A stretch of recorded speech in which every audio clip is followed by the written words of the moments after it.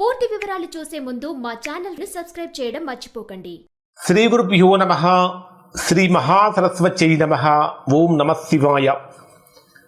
Narayana Sastry astrology channel వీక్షిస్తున్నటువంటి ప్రేక్షక మహాశయులకు స్వాగతం, సుస్వాగతం. ఈరోజు మనము 2025 సంవత్సరం డిసెంబర్ నెల 11వ తేదీ నుంచి 20వ తేదీ వరకు కర్కాటక రాశిలో జన్మించిన వారి యొక్క గ్రహస్థితులు, రాశి ఫలితాలు ఏ విధంగా ఉన్నాయి, ఏ రోజు బాగుంటుంది, ఏ రోజు బాగోదు, రోజువారీ ఫలితాలు ఎలా ఉండబోతున్నాయి, ఎటువంటి పరిహారాలు చేసుకుంటే ప్రతికూలతలు కూడా అనుకూలంగా మారుతాయనే విషయాలు తెలుసుకుందాం.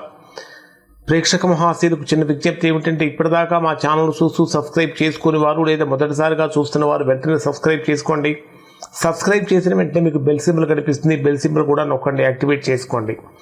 ఇక్కడ కర్కాటక రాశి వారి యొక్క ప్రస్తుత గ్రహస్థితిని కనుక పరిశీలిస్తే, ప్రధాన గ్రహమైనటువంటి గురుడు మీ జన్మరాశిలో సంచరిస్తున్నటువంటి వాడు కాస్త 12వ స్థానంలోకి వెళ్ళిపోయినాడు. అంటే గురుబలం, జనరల్గా గురుడు 12వ స్థానంలో సంచరించేటప్పుడు గురుబలం కొద్దిగా తగ్గుతుంది. అయినప్పటికీ కూడా గురుడు సంచారం కారణం చేత కమ్యూనికేషన్ పరంగా కానీ లేదా అధ్యయనం పరంగా కానీ, సమాచారం బోధనా రంగాలలో ఉన్నటువంటి వారికి కానీ కొత్త కొత్త అవకాశాలు అనేటటువంటి వాటికి డోర్లు ఓపెన్ అవుతాయి.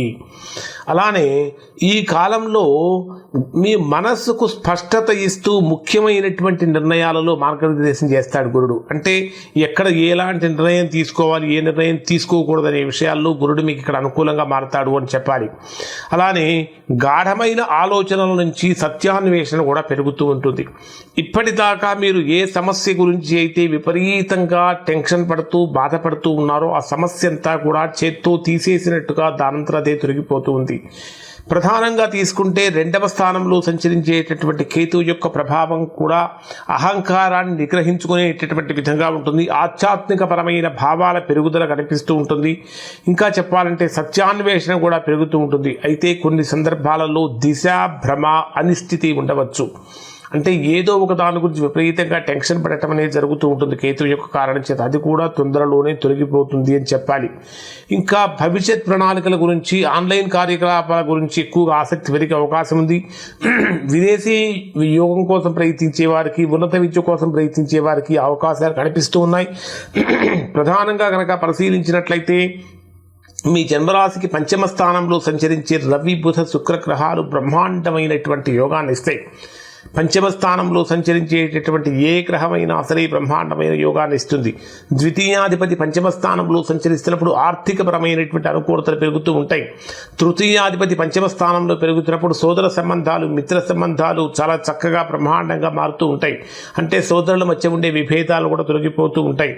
అలానే చతుర్థాధిపతి అయిన శుక్రుడు కూడా 5వ స్థానంలో సంచరించేటప్పుడు స్థిరాస్తుల కొనుగోలుకు సంబంధించిన విషయాలు కూడా అనుకూలంగా మారుతూ ఉంటాయని చెప్పాలి. కానీ పంచమాధిపతి, దశమాధిపతి అయినటువంటి కుజుడు మీ జన్మరాశికి 6వ స్థానంలో సంచరిస్తున్నాడు. పంచమ, దశమ స్థానాధిపతి అయినటువంటి కుజుడు 6వ స్థానంలో సంచరించేటప్పుడు ఉద్యోగపరంగా తీవ్రమైనటువంటి ఒత్తిడి ఎదుర్కొంటూ ఉంటారు. ఎంత చేసినా ఇంతేనా చేసేది, ఇంకా చేయలేవా అనేటటువంటి భావన కూడా మీ పై అధికారుల నుంచి మీకు వినిపిస్తూ ఉంటుంది. ఒక మాటలో చెప్పాలంటే కొలీగ్సే కొంచెం ఇబ్బందులు పెట్టే అవకాశాలు కూడా కనిపిస్తూ ఉంటాయి. కాబట్టి ఉద్యోగపరమైనటువంటి జాగ్రత్తలు ఖచ్చితంగా కర్కాటక రాశి వారు తీసుకోవాలి అని చెప్పాలి. ఇక అంటే మీ కొన్ని సందర్భాలలో మీ వ్యక్తిగత నిజాయితీని కూడా ప్రూవ్ చేసుకోవాల్సిన అవసరం అనేటటువంటిది కూడా కనిపించే పరిస్థితులు ఇక్కడ ఈ రాశి వారికి ఈ మాసంలో కనిపిస్తూ ఉన్నాయి.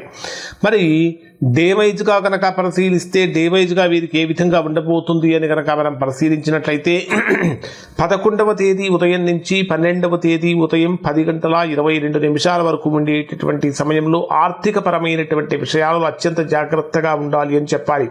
ఖర్చులు పెరిగేటటువంటి కాలం. ఒకవైపు నుంచి ధనం వస్తూ ఉన్నప్పటికీ వచ్చిన దానికంటే రెట్టింపు ఖర్చు అయ్యే అవకాశాలు కూడా కనిపిస్తూ ఉంటాయి. కుటుంబ సభ్యులతో మాట్లాడేటటువంటి తీరు కూడా అత్యంత మృదువుగా ఉండాలి అని చెప్పాలి. అలానే ఆహార విషయంలో కొంచెం నియమాలు పాటించాలి, నియంత్రణ అనేటటువంటిది కూడా అవసరం. కానీ వ్యాపారపరమైనటువంటి లాభాలు చక్కగా అనుకూలమైన ఫలితాన్ని కలిగిస్తూ ఉన్నాయి. ఇక 12వ తేదీ ఉదయం 10:22 నుంచి 14వ తేదీ రాత్రి 9:43 వరకు ఉండేటటువంటి సమయంలో ధైర్యము, చురుకుతనము, కమ్యూనికేషన్ ఇవన్నీ కూడా బలపడతాయి అని చెప్పాలి. చిన్న ప్రయాణాలు కానీ, మీటింగులు కానీ, చర్చలు కానీ ఇవన్నీ కూడా అనుకూలమైన ఫలితాలు పొందుతూ ఉంటారు. మిత్రుడితో మాట్లాడే విషయాల అనుకూలత కూడా పెరుగుతూ ఉంటుంది అని చెప్పాలి. పనులు చాలా వేగంగా పూర్తవుతూ ఉంటాయి. మీడియా పరంగా ఉన్నటువంటి వారికి కూడా చాలా బ్రహ్మాండమైన శుభ ఫలితాలు పొందే అవకాశం కూడా కనిపిస్తూ ఉంటుంది. ఇక 14వ తేదీ రాత్రి 9:43 నుంచి 17వ తేదీ రాత్రి 10:25 వరకు ఉండేటటువంటి సమయంలో మనసు కొద్దిగా భారంగా అనిపిస్తూ ఉంటుంది అని చెప్పాలి. గృహ సుఖము, కుటుంబ ఆరోగ్యం విషయంలో కొంచెం ఇబ్బందులు కలుగుతూ ఉంటాయి. ముఖ్యంగా చెప్పాలంటే తల్లిదండ్రుల యొక్క ఆరోగ్యం విషయంలో కర్కాటక రాశి వారు ఎక్కువగా జాగ్రత్తలు పాటించాలి. ఆస్తి కొనుగోలు, వాహనాలు కొనుగోలు మొదలైనటువంటి విషయాలు వాటి మీద ఎక్కువగా కాన్సన్ట్రేట్ చేసే అవకాశాలు కూడా కనిపిస్తూ ఉన్నాయి. 17వ తేదీ రాత్రి 10:25 నుంచి 19వ తేదీ రాత్రి 10:50 వరకు ఉండేటటువంటి సమయంలో ఇది చాలా అద్భుతమైనటువంటి అత్యంత శుభప్రదమైనటువంటి కాలం అని చెప్పాలి. విద్య, ప్రేమ, పిల్లలు, కళారంగం, పెట్టుబడుల్లో మంచి ఫలితాలు పొందుతూ ఉంటారు. క్రియేటివిటీ లెవెల్స్ చాలా బాగా పెరుగుతూ ఉంటాయి. మీలో అంతర్గతంగా ఉన్నటువంటి ప్రతిభా పాఠవాలు మెరుగుపడుతూ ఉంటాయి. ఇప్పటిదాకా బద్ధకంతో ఉన్నటువంటి వారు కూడా బద్ధకాన్ని వదిలిపెట్టి అడుగులు ముందుకు పడే అవకాశం కూడా కనిపిస్తూ ఉంటుంది అని చెప్పాలి. ప్రేమ విషయాలలో ఆనందం వెల్లివిరుస్తుందని చెప్పాలి. ధైర్యం పెరుగుతుంది. మీ ప్రతిభ కూడా వెలుగులోకి వస్తుంది అని చెప్పాలి. ఇక డిసెంబర్ 19వ తేదీ రాత్రి నుంచి 20వ తేదీ రాత్రి వరకు ఉండేటటువంటి సమయాన్ని పరిశీలిస్తే ఇది శ్రమ, సాధన అంటే కొంచెం శ్రమ ఎక్కువగా ఉంటుంది, ఫలితం తక్కువగా ఉంటుంది. ఎంత సాధించాలనుకున్నప్పటికీ ఆ ఫలితాలు అంది దూరంగా వెళ్ళిపోయే పరిస్థితి కనిపిస్తూ ఉంటుంది. ఆరోగ్యపరంగా కొద్దిగా చిన్న జాగ్రత్తలు తీసుకోవాలి. రుణ సమస్యలు పెరిగే అవకాశం కూడా కనిపిస్తూ ఉంటుంది. ఉద్యోగపరంగా తీసుకుంటే పని భారం కూడా బాగా పెరుగుతుంది. కాబట్టి కొంచెం జాగ్రత్తలు పాటించాలి. సో కొన్ని ప్రతికూలతలు ఉన్నాయి కాబట్టి ఖచ్చితంగా ఈ రాశిలో జన్మించినటువంటి వారు శివుడికి అభిషేకం చేయడం వల్ల మంచి ఫలితాలు పొందుతూ ఉంటారు.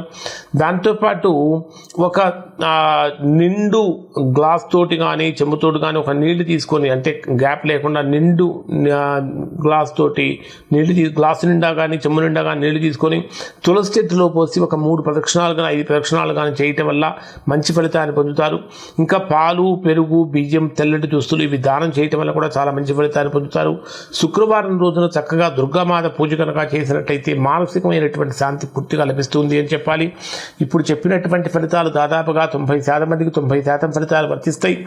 ఎవరికైతే వర్తించడం లేదో, ఎవరైతే తీవ్రమైన ప్రతికూలతలు ఎదుర్కొంటున్నారో దానికి కారణం ఏమై ఉంటుందంటే వారి యొక్క వ్యక్తిగత జాతకంలో ఏర్పడినటువంటి దోషం యొక్క ప్రభావం అయి ఉంటుంది. అటువంటి సందర్భంలో ఒకసారి మీరు మీ యొక్క వ్యక్తిగత జాతకాన్ని విశ్లేషణ చేయించుకొని దోషం ఎక్కడుందో తెలుసుకుని దోష నివారణ కనుక చేయించుకుంటే చక్కగా సత్ఫలితాన్ని పొందే అవకాశం ఉంటుంది. ఇప్పుడు చెప్పినటువంటి పరిహారాలు ఖచ్చితంగా కనుక పాటించినట్లయితే మీకు ఏ రోజైతే బాగలేదు, ఏ రోజైతే ప్రతికూలతలు ఉన్నాయని చెప్పామో ఆ ప్రతికూలతలన్నీ కూడా తొలగిపోయి సంపూర్ణంగా ఆనందం వైపుగా అడుగులు పడేటటువంటి అవకాశం ఇక్కడ కర్కాటక రాశి వారికి కనిపిస్తుంది. గుర్తుపెట్టుకోండి, ఆనందం వైపుగా అడుగులు పడే అవకాశం ఇక్కడ కర్కాటక రాశి వారికి కనిపిస్తుంది. ఇవి కర్కాటక రాశి వారి యొక్క ఫలితాలు. శుభం.